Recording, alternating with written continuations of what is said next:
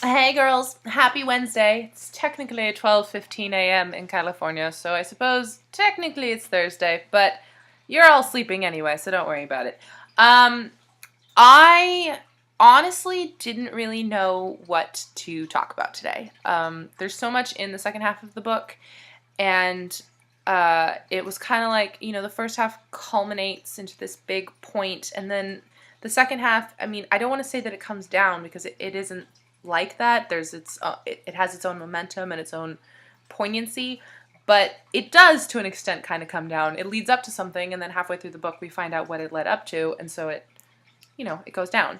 But there was one section of the book that that kind of struck me that I'm going to read, and it's when they are at the funeral, and I think, no, it isn't. I'm lying. It's not when they're at the funeral. I'm just going to read it. I felt the unfairness of it, the inarguable injustice of loving someone who might have loved you back but can't due to deadness. And then I leaned forward, my forehead against the back of Takumi's headrest. Is that his name, Takumi? It is now. This is going to be in your video? Yes.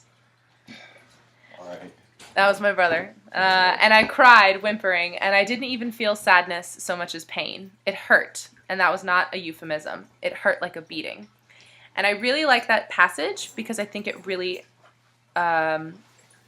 signifies and really puts into words what it's like when you are in so much emotional turmoil that you can't really express it, or you express it so much and you're crying because it's the only way that like some of the emotion can be released. And if you've ever felt that way, it's almost like the crying doesn't really help, but it can, just because it's a way to get it out. And then it actually does physically hurt when you're in that much emotional sadness. And I thought John Green did a really good job of kind of putting that into words. And it's really, really sad. And then I also I suppose, really liked the end of the book.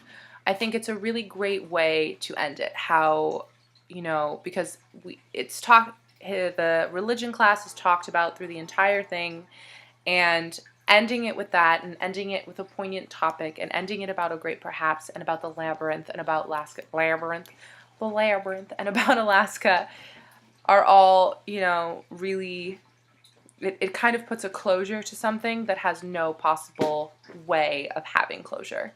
You can't have closure with a death. It's kind of impossible.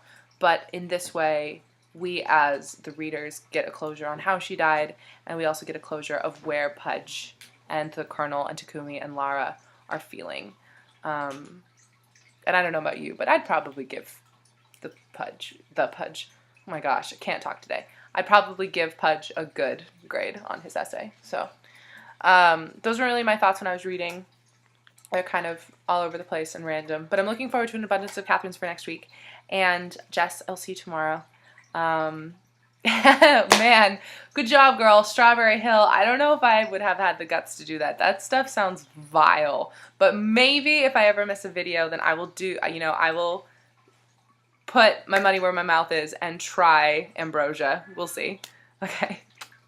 Bye.